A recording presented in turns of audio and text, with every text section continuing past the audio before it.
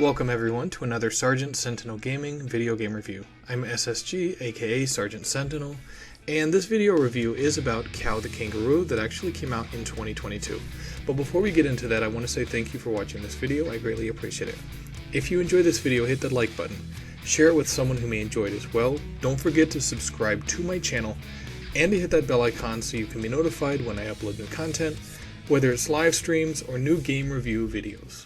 Developed and published by Polish game studio Tate Multimedia, Kao the Kangaroo released May 27, 2022 for Microsoft Windows, the Nintendo Switch, and for both last-gen and current generation Xbox and PlayStation consoles.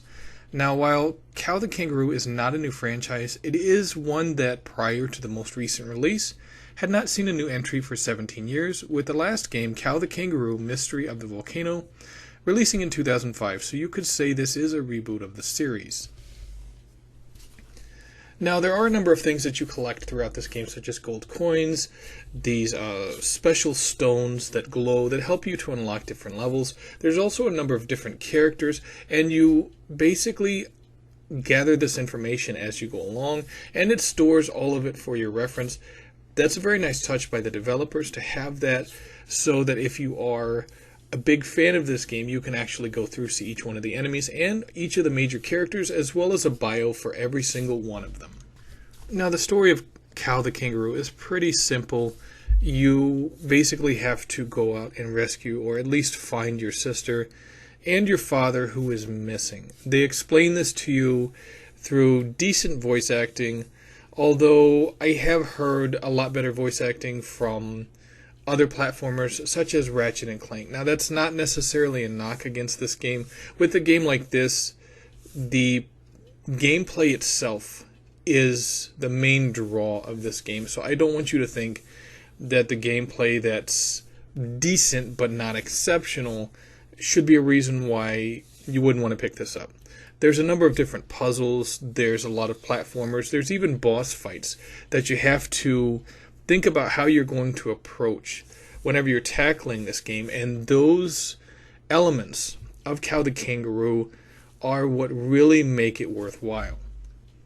Additionally, there are different biomes, I guess if you want to call it that you will navigate to throughout this game, and as you collect these glowing crystals, or the stones with the crystals in them, it allows you to unlock certain levels, kind of like how the stars work in Super Mario 64, if you remember that game way back from the day. These glowing stones with the crystals in them, they kind of work like keys, and you have to collect so many to unlock more and more complicated levels, and of course the doors that lead to some of the boss fights that you have to encounter. There are checkpoints, which helps because some of these levels are a little more difficult than others, and the platforming in some of these levels can be moderately difficult. Now, I have played harder platformers, but some of these levels were legitimately challenging, and you really have to watch what you do in order to find all the hidden items, such as the diamonds and such as these stones, as well as the scrolls throughout the levels. Again, though, you have everything at your disposal to find everything in this game, and it's not overly difficult, it's just moderately difficult, so you can't go into this game expecting it to be a cakewalk, because there are some levels that are really going to challenge you.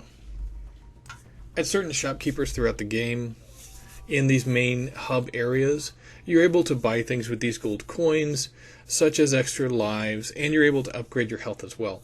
Now, some of the levels that I found particularly challenging were these running levels, where you're running from some type of boss, or in the ice level, you're actually sliding down a huge ice chute. It was a little challenging, it did require me to think on my feet, but as long as you pay attention to what's right in front of you, you should be able to make it. Also, there's not too much problem solving with a lot of these levels.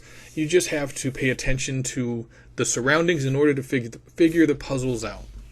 Now, I did take a few days to finish this game, but I wasn't playing it straight. I was playing a lot of other titles as well, So if you play this game straight, I would say you'd probably be able to finish it in an entire day, but that's not a knock against the game. The game is definitely worth playing, and even though it's not the strongest platformer out there, I legitimately had a lot of fun with it. So aside from the decent platforming and one of the ice levels where the sound actually glitched out and required me to restart the game to fix the sound, there aren't that many issues with it. It is a pretty fun platformer. It's just not on the level of something like Ratchet & Clank Rift Apart. Last but not least, thank you to the developers for the review copy of this game. I greatly appreciate it.